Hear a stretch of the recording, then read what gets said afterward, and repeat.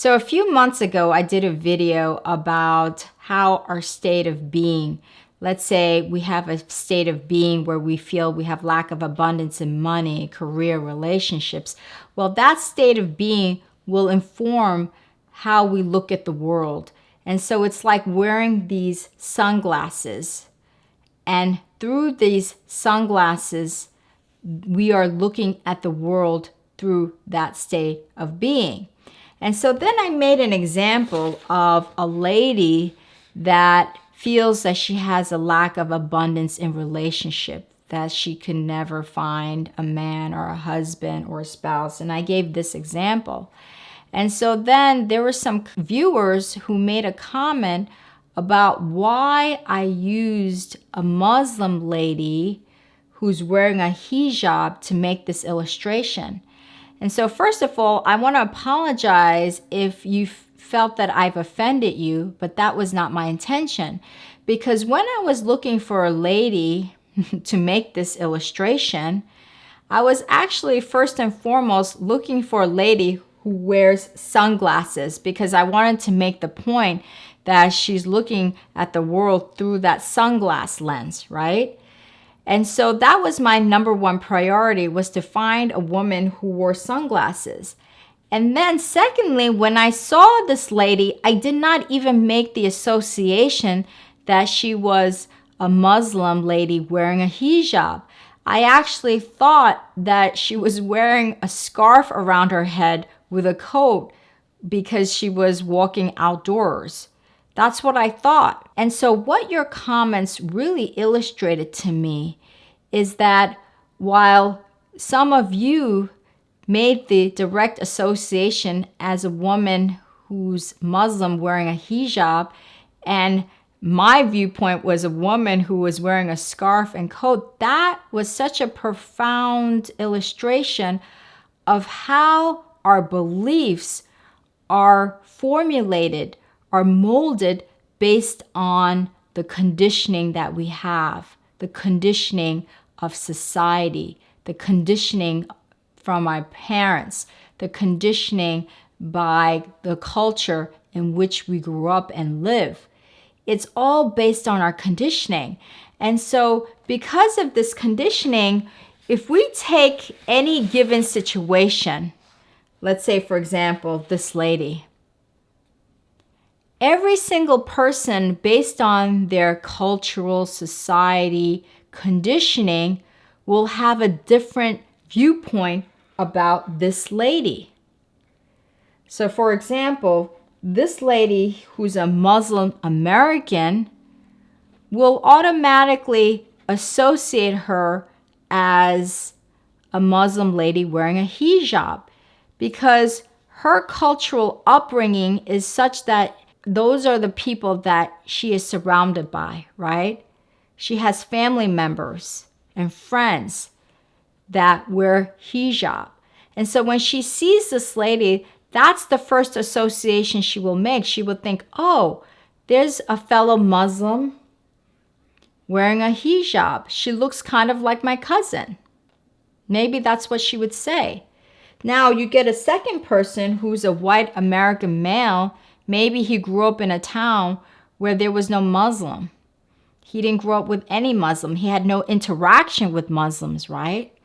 So when he sees this lady, he might think, oh, this is a lady who's wearing a scarf, a coat, and sunglasses because she's out walking in a cold weather.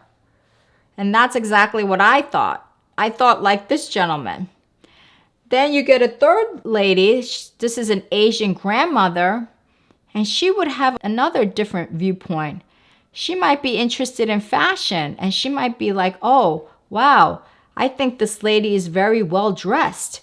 I like the fact that she matched her scarf and her coat. She's really well dressed, because this Asian grandmother had zero exposure, zero conditioning to Muslim culture, Muslim ladies wearing hijab, right?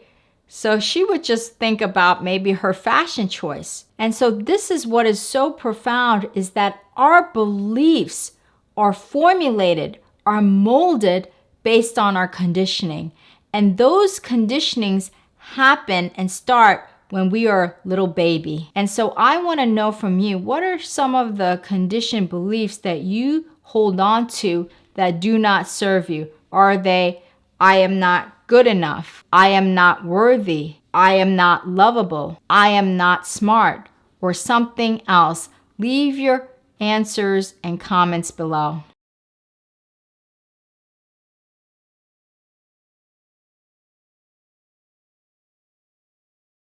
So our conditioning starts to happen as early as when we are babies. And so we are first conditioned by the people who raise us, whether it's our parents or our grandparents. And you have to know that our parents and our grandparents have now been conditioned themselves for 30, 40, 50, 60, 70, 80 years, right? Because they've been on this planet for that many years. So their conditioning is way higher than the baby, right? So our parents are saying to us often that you are lovable, that you are worthy if you meet this condition. For example, our parent might say, if you stop crying, you are a good baby. So basically that's saying, if you stop crying, then you are lovable. Or our grandparents might say, if you finish that meal, you are a good baby. Well, being a good baby should be unconditional, that we will love you if you finish your meal. There's a condition behind being lovable. And being lovable is unconditional. But they are already training you to believe that you have to meet a certain condition for you to be lovable. So that's already happening as babies. And so now what happens when you're an adolescent or a teenager? By the time you're 10, 12, 13 years old, you have already been highly conditioned. But now you're further conditioned by other people, perhaps your friends, or maybe your school teacher. Your school teacher says, you are smart because you get such high grades. Well, if I don't get high grades, it doesn't mean that I'm not smart. Maybe I may not be smart in math, but I'm smart in other ways, right? So there's a condition based on you being smart, that you have to have high grades in that math class, or whatever the class that the teacher is teaching. So there's a condition to being smart, right? So then you become an adult and you're now even more conditioned, further conditioned by the larger society. Maybe it's your boss. Your boss is saying, we value you as an employee because you work so hard. We value you. Now, being valued is an unconditional thing. You don't have to have a condition to be valued. By the virtue of your existence, you should be valued. But your boss is giving you a belief that there's a condition to be valued, right? You have to work hard. Or your uncle might say, we are so proud of you because you have such a good job. Well, I should be proud of myself and you should be proud of me regardless of what job I have. By the virtue of my being and existence, you should be proud of me and I should be proud of myself. But now the uncle is giving a condition saying that we are proud of you because of the condition that you have a good job. So you're being conditioned every step of the way, every stage of your life. You're being so conditioned. And so what are some of the conditioning beliefs that we have about ourselves that do not serve us, that are false? Some of the common ones are, I'm not good enough. I'm not worthy. I'm not lovable. I'm not smart. And this is all false. Because by the virtue of our being, we are worthy, we are lovable. And everybody is smart in their own way. Maybe somebody's smart as an engineer. Maybe somebody's smart as a doctor. Maybe somebody's smart as an artist. Everybody is equally smart. But we have these limiting beliefs about ourselves because of all the conditioning that's happened. And so we feel that we believe that we are worthy, we are smart based on conditions. So we say things like this to ourselves. If I do well in school, you will be proud of me. There's a condition for being proud of myself or other people being proud of me if I do well in school. Or you have a belief, if I clean my room, you will love me. Because your parents have placed that condition. So now you believe, oh, I have to clean my room in order to be lovable. Or you might say to yourself, if I get good job, you will be proud of me. You feel that that's how somebody's going to be proud of you, or that's how you're going to be proud of yourself, is by having a good job because somebody placed that condition on you. Or you might say, if I help out with the family, you will love me. I have to help out with the family, and that makes me lovable. Otherwise, I'm not lovable. If I don't help out with the family, I'm not lovable.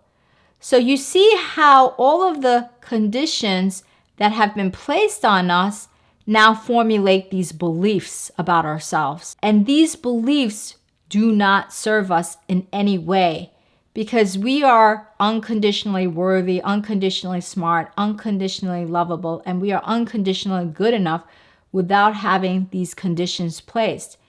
And so the conditioning of our beliefs, we have to be very aware of what they are because most of those conditions, beliefs, do not serve us. So once you start to repeat these conditioned beliefs to yourself over and over again, it starts to wreak havoc in your life and you start to see undesired patterns in your life come up over and over again. Why? Because as you repeat these conditioned beliefs in your mind, every cell in your body that has a subconscious mind, that deeper mind, is absorbing these beliefs. And once it starts to get absorbed in these beliefs, you become so familiar. You know, we operate 95% of the time subconsciously and only 5% of the time consciously. And so if every cell in our body is familiar with these limited beliefs about ourselves, then it's not that easy to release, right? Because it's almost hardwired. And so what happens when your subconscious mind becomes so familiar with these beliefs, then let's say you want to consciously make a change in your life, it's not so easy. So for example, if you're trying to lose weight, maybe you need to lose 50 pounds or 30 pounds or 70 pounds, and there's a cake in front of you. And consciously, you know that you shouldn't eat that cake. But what is your subconscious mind saying? It's saying, eat the cake, eat the cake, eat the cake. Why? Because it's familiar. It's familiar with that cake. It's familiar with that feeling of unworthiness. And that feeling of unworthiness makes your subconscious mind want to eat that cake to have a temporary fulfillment. Or maybe you want to go to the gym. Your conscious mind is saying, go to the gym so you can lose weight. What is your subconscious mind, the familiar mind, saying? Every cell in your body is familiar with not going to the gym. So you don't go to the gym. And so this pattern of being overweight is just repeated over and over again. And this is one of the main reasons why people can't seem to really lose the weight or sustain the weight loss. Sometimes they lose it, but then they gain it all back, or sometimes they gain even more weight because their cells, their subconscious mind is so familiar with that pattern, with those beliefs, with those conditioning. Or maybe you have a relationship that you're consciously trying to remove yourself from. Maybe there's an abusive spouse and you want to remove yourself consciously, but what's happening is you're seeing these undesired relationships in your life happening over and over again. I hear that all the time, even from my viewers. I hear, I'm in this abusive relationship and I don't know why I keep attracting abusive spouse or abusive partners in my life. They see that pattern happening over and over again. Why? Because their body, every subconscious mind cell in their body is familiar with that abuse. It's so familiar with it, familiar of that abuse, and that I'm not worthy of having a great relationship. And so these undesired patterns keep happening in your life. And so the first thing that we have to do is we have to change the way we speak to ourselves. How we speak to ourselves is even more important than how we speak to somebody else. Because if we speak to ourselves with love, then we will speak to somebody else with love. So the change is that internal dialogue that you have for yourself, and you have to repeat that internal dialogue of change, because it's in the repetition that starts to reprogram your subconscious mind. It's the repetition over and over again. And that's how the conditioning belief happened in the first place, is because of that repetition. Well, you could reverse it by repeating beliefs that now start to serve you.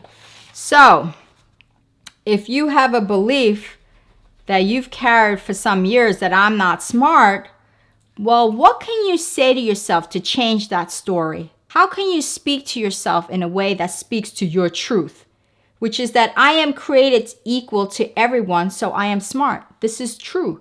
Source energy or God does not create somebody else better than another person, right? We all come from that extended source energy, so we are equal. So you are just as smart as that other person, but maybe it's in another area or another field, right? So this is speaking to your truth. Here, I do not deserve that relationship, because you've been conditioned to believe this, because you've been conditioned to believe that you are not lovable unconditionally. You are lovable unconditionally. So what can you say that speaks to your truth? I am the perfect image of God, so I deserve to have someone who cherishes me. You deserve to be in a good relationship. You deserve it. Or, I could never lose this weight. Why can't you lose this weight? Why can somebody else lose it, but you can't lose it? You are equal, right? Why is it that you can't seem to lose it, but other people can lose weight? Well, what can you say that speaks to your truth?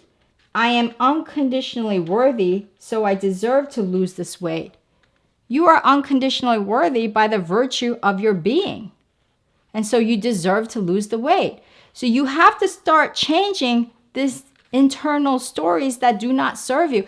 And it's in the repetition that starts to reprogram that subconscious mind. So what can you do? I would suggest that you take these statements of truth and you record it on a recorder. And every night before you go to bed, you listen to it over and over again. Every night, listen to it. Or if you walk your dog, say these as mantras. Or when you do the dishes, say these as mantras. Or when you're driving, say these as mantras. Or maybe you're waiting online, the supermarket line, say these as mantras. It's the repetition that will reprogram that conditioning. You want to condition yourself to this, not to this. So it's in the repetition that creates the conditioning. So the good news is that you can reverse the conditioning of beliefs that do not serve you to conditioning yourself to beliefs that now serve your life and speak to your truth. So please, I urge you to be aware of what beliefs that do not serve you, that you have been so conditioned with, and try that exercise and let me know how it works. Let me know how you're making progress on your conditioned beliefs. Leave a comment below. And if you like this video, please make sure to share it and subscribe to my channel.